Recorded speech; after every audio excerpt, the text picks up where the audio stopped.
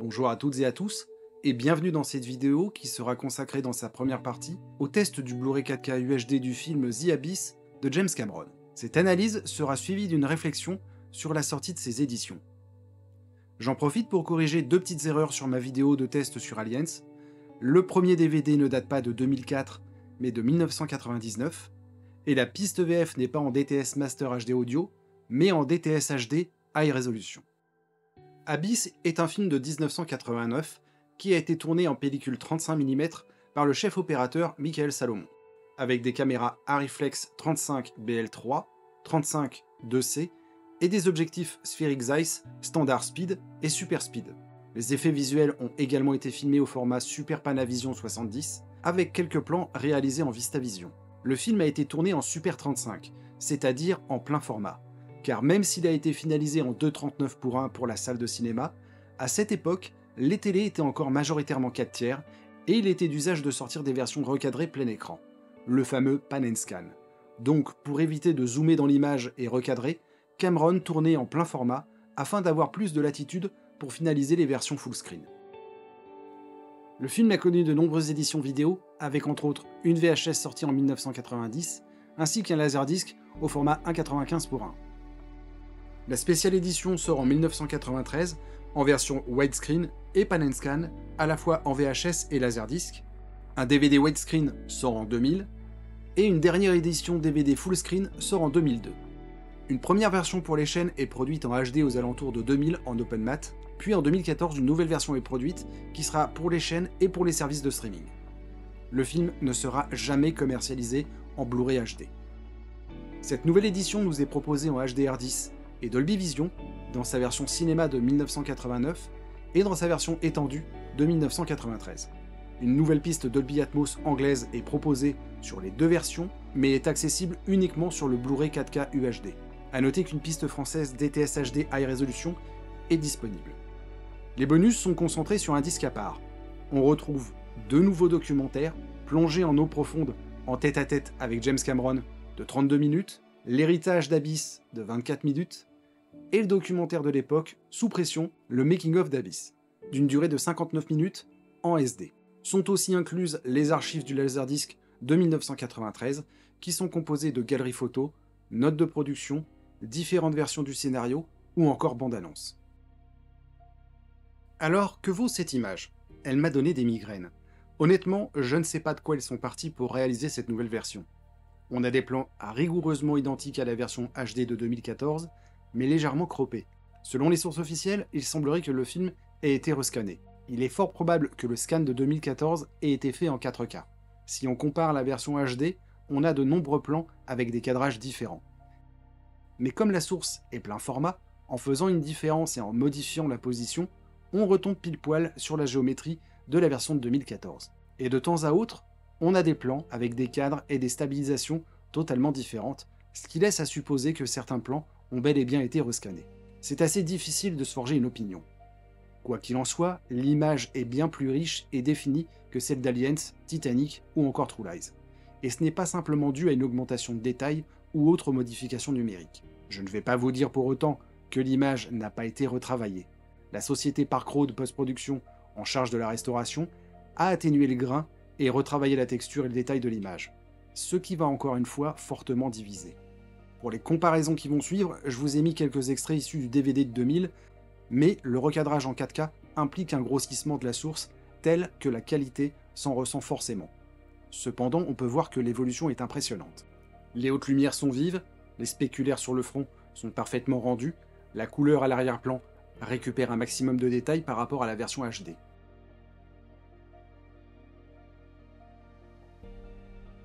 Cette image est magnifique.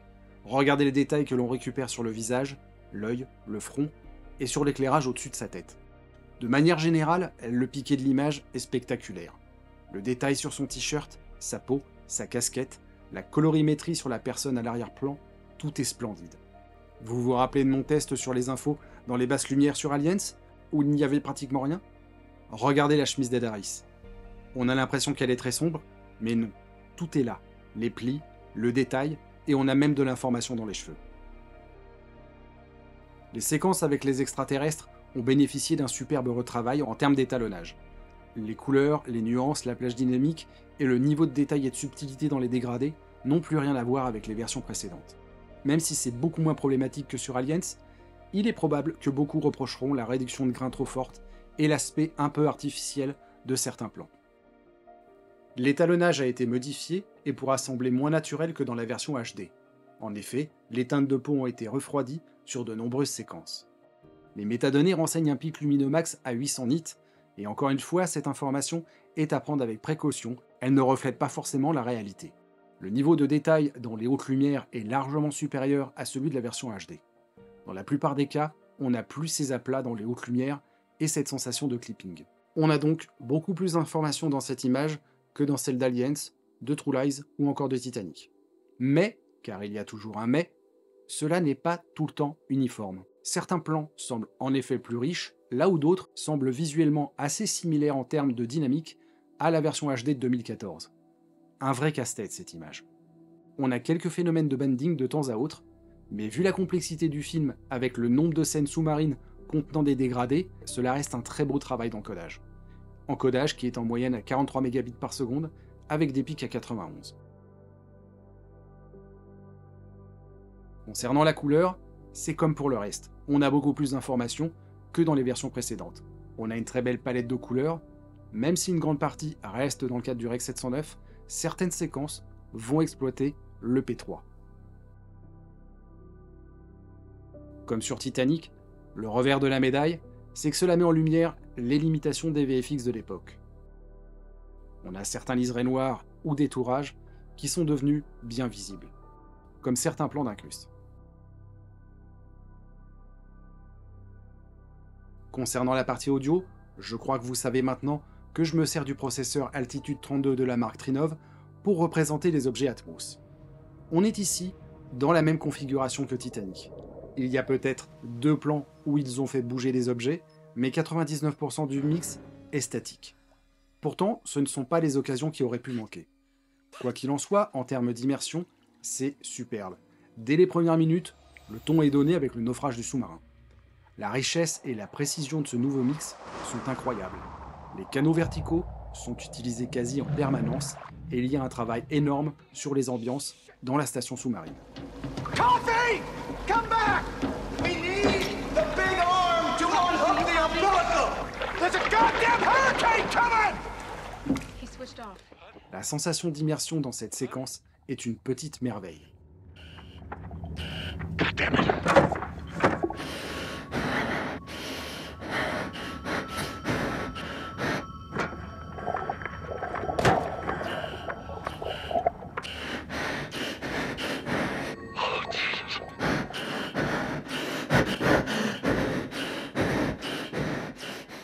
Les apparitions des extraterrestres sont un festin pour les anciens de se rendre.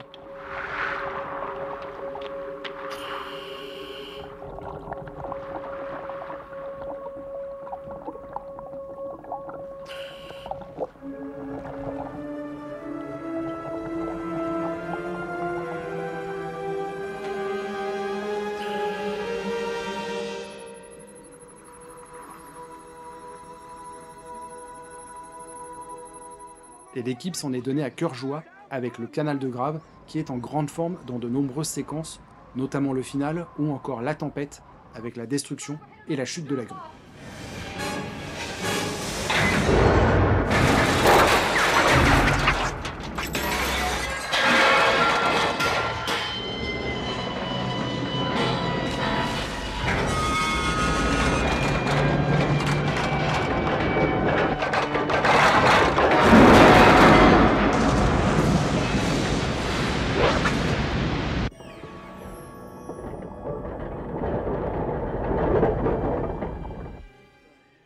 Je voudrais maintenant prendre un peu de temps pour revenir sur ces 3 éditions et les réactions viscérales qu'elles ont engendrées.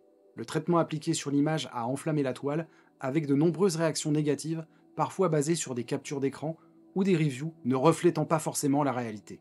Je vous invite à prendre du recul par rapport à ce qui vous est montré sur les réseaux, notamment avec les captures d'écran.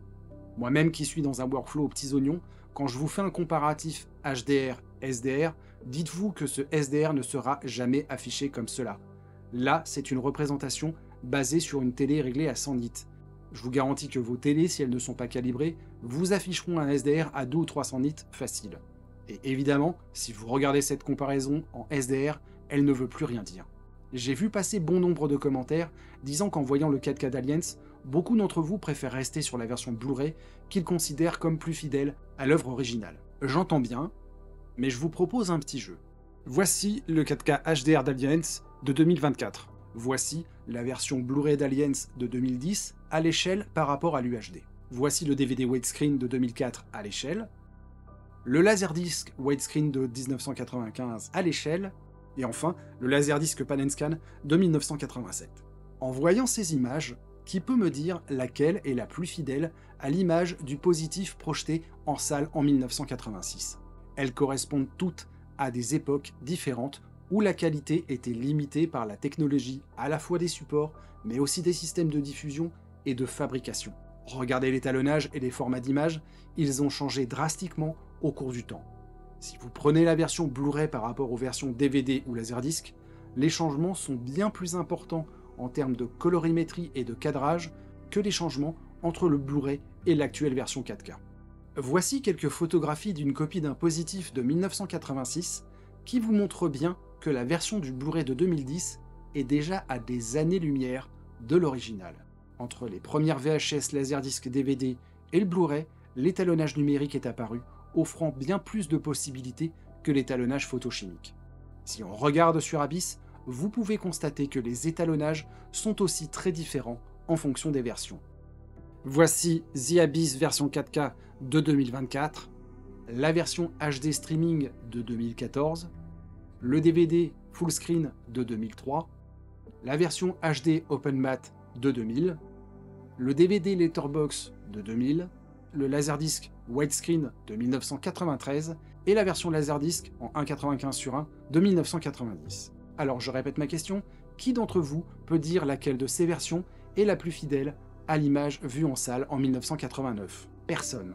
1. C'est totalement subjectif, et on voit très bien avec ces éditions, certains les adorent, d'autres les détestent. 2. Aucun d'entre vous n'est capable factuellement de dire à quoi l'image ressemble sur un positif projeté en 1989, sachant que d'une salle à l'autre, la qualité et la perception peuvent varier drastiquement en fonction de l'état de la copie ou du projecteur. Ceux qui n'ont pas vu Abyss depuis sa version DVD et ceux qui l'ont découvert en streaming n'ont manifestement pas vu le même film que celui qui est sorti en salle. Et 3. La qualité des restaurations, donc des transferts vers les versions home vidéo, a évolué au cours du temps.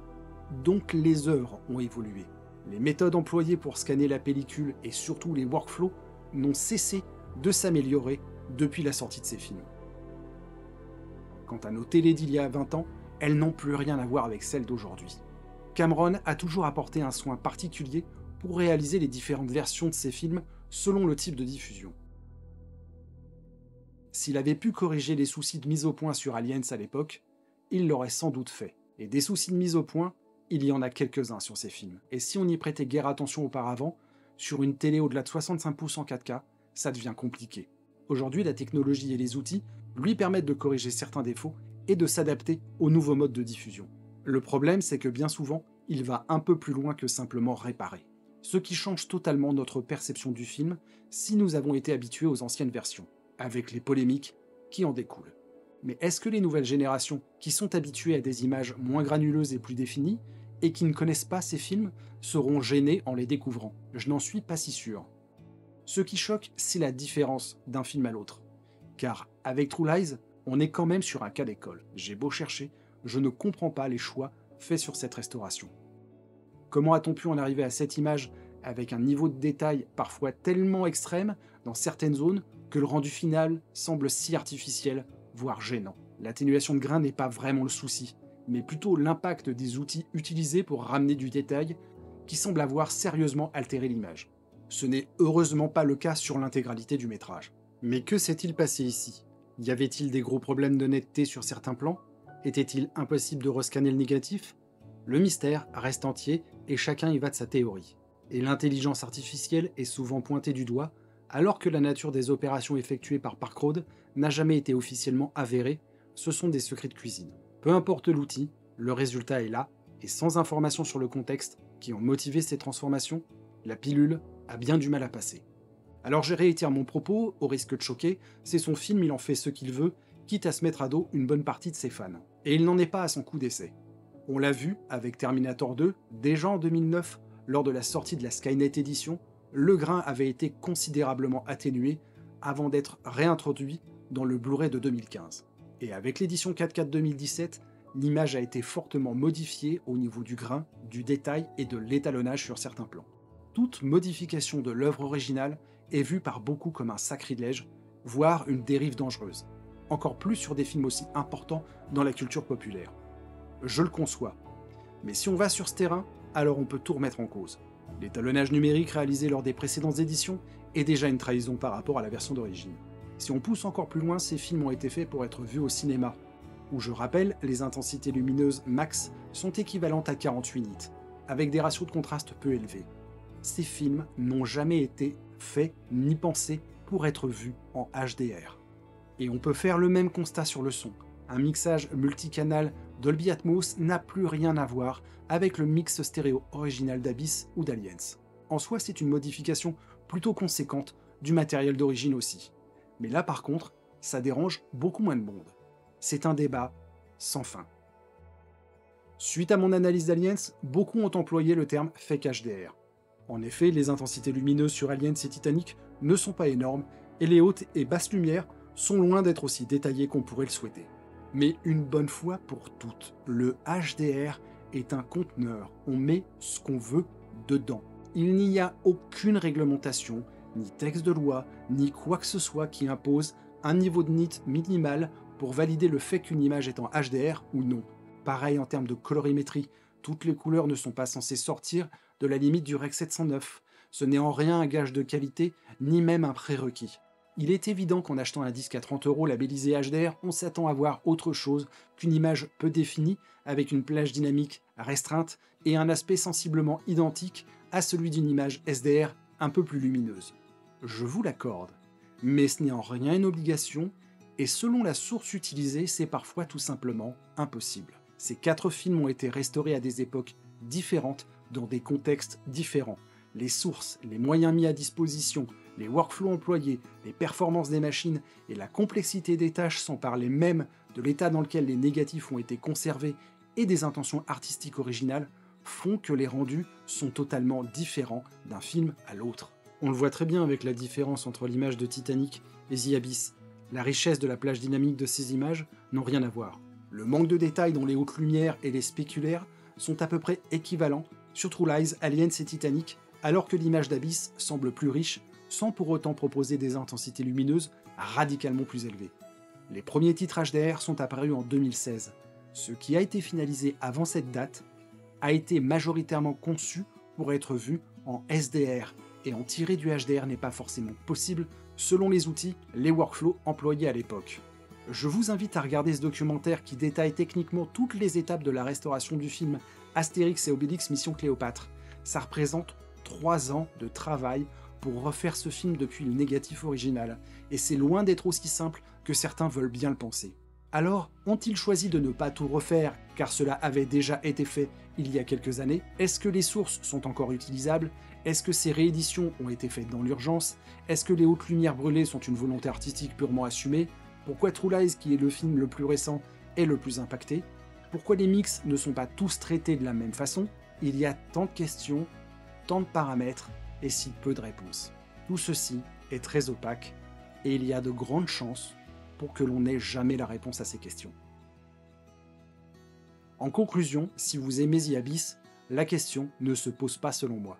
La qualité de l'image et du son va vous permettre de redécouvrir ce film. Les bonus sont une fois de plus passionnants et bien au-dessus de ceux qu'on a l'habitude de voir, même si certains modules ont un peu souffert avec le temps. Bon, je ne vous cache pas que le menu fixe, on aurait pu avoir mieux. En 2000, sur l'édition DVD, on avait ça, c'était quand même un peu plus fun. Mais le principal, les amis, le plus important, c'est qu'ils ont gardé ce plan absolument magnifique. Plan que nous avons découvert en 2014 et qui n'était pas visible dans les versions antérieures. Cette vidéo n'aurait pas pu exister sans l'aide de David Fakrikian, auteur du livre James Cameron, L'Odyssée d'un cinéaste, et fondateur de DVD Vision, dont vous voyez ici en exclusivité la couverture du prochain numéro, qui sera consacré exclusivement à toute la filmographie de James Cameron en home vidéo. David a eu la gentillesse de me renseigner sur toutes les versions existantes des films de Cameron, qu'elles soient officielles ou non, et croyez-moi, ce ne fut pas simple. Je vous remercie d'être resté jusqu'au bout, ce test était un peu long, j'espère qu'il vous a plu. Comme d'habitude, n'hésitez pas à partager et à faire connaître ma petite chaîne. Quoi qu'il arrive, restez zen, ce ne sont que des films. Prenez soin de vous, à très bientôt, bye.